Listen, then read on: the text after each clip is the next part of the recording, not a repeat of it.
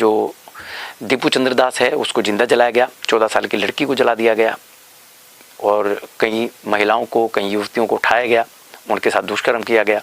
है कि जिस तरह से इस समय बांग्लादेश जल रहा है, जिस तरह से भारत विरोधी जो एक अभियान चलाया जा रहा है, उसको देखते हुए क्या रणनीति होनी चाहिए और ये हुआ क्यों।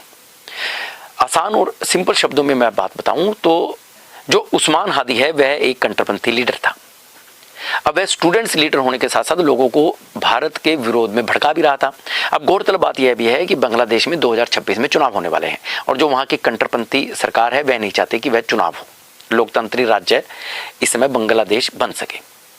इसको लेकर भी यह सारा प्रोपोगंडा फैलाया गया। यहाँ पर बहुत से ऐसे कट्टरपंथी नेता हैं जो भारत विरोधी बयान दे रहे थे।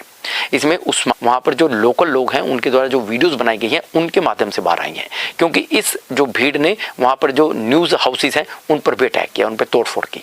लेकिन दिल्ली में हमसे ज़्यादा टेंशन इस समय बनी हुई है, बैठकों का दौर लगातार जारी चल रहा है। इस सारी बातों को लेकर के हमने भी कुछ एक्सपर्ट से बात की। एकदम से किसी देश पर अटैक नहीं होता है, खासकर भीतर घुसकर अटैक नहीं होता है। अब इसको लेकर के कूटनीति बनाने की बहुत आवश्यकता है, जो कि दिल्ली में लगातार बन रही है। की तरफ से लगातार गतिविधियां बढ़ी हैं। भारत ने सबसे पहले तो ब्रह्मोस को बांग्लादेश के बॉर्डर पर तैनात कर दिया है, राफाल तैनात हो चुके हैं, सैन्य की गतिविधियां भी बढ़ गई हैं। अभी जो खबर आई है उसमें यह भी खबर आई है कि जो OCF है, ऑर्डिनेंस केबल फैक्ट्री, जहां पर सारा असला तैयार होता है, वहां पर जो कर्मचारी हैं उनकी छुट्टियों को रद्द कर दिया गया है। यानी कि कुछ ना कुछ तो एक्शन होगा, लेकिन कूटनीति के तहत होगा।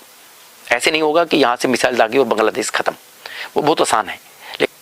इसी को लेकर के अब यह बात आ रही है कि भारत एक्शन लेगा, लेकिन कूटनीति के तहत लेगा।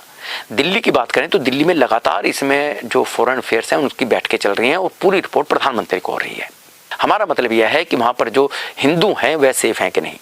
हमारा मतलब यह है कि वहां पर भारत विरोधी नारे ना लगाए जाए। अब यहाँ पर कुछ देश हैं जो भारत के समर्थन में भी आए हैं, जैसे नेपाल है, इजराइल है।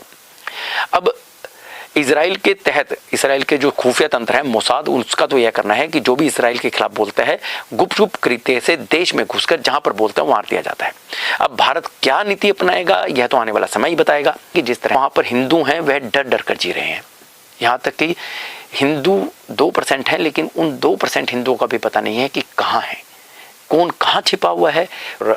नई अपडेट्स के साथ आपसे फिर मिलेंगे, तब तक के लिए जय हिंद।